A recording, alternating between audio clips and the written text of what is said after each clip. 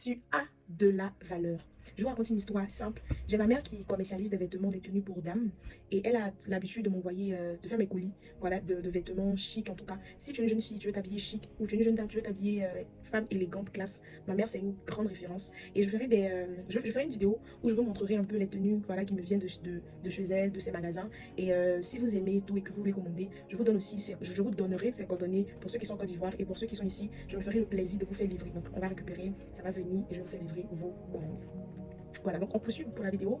Donc quand elle m'envoie cette tenue, quand je ne sais pas les tenues, je les regarde, je dis maman, est-ce que tu es sûre que ça va m'aller? Donc on fait un appel vidéo, j'essaie. Elle dit Jenima, faut pas juger un habit que tu n'as pas encore essayé.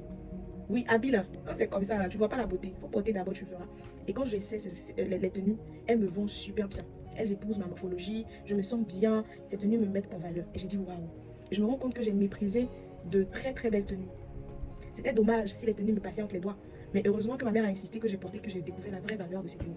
C'est comme ça, toi qui me regardes, il y a plusieurs personnes qui ont été méprisées ou qui se sentent méprisées, qui se sentent rabaissées, humiliées, parce que plusieurs autour d'eux ne connaissent pas leur valeur et les méprisent, les rabaissent, leur font comprendre qu'ils sont de moins que rien, alors que c'est faux.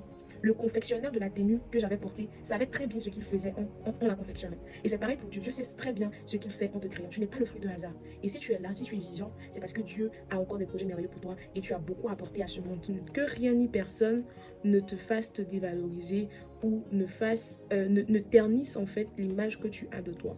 Parce que ce qui te donne de la valeur par-dessus tout, c'est ce que Dieu dit de toi, ce que Dieu pense de toi et non ce que les hommes peuvent dire de toi. Parce que oui, tu as une valeur inestimable. Tu as une valeur de grand prix aux yeux de Dieu.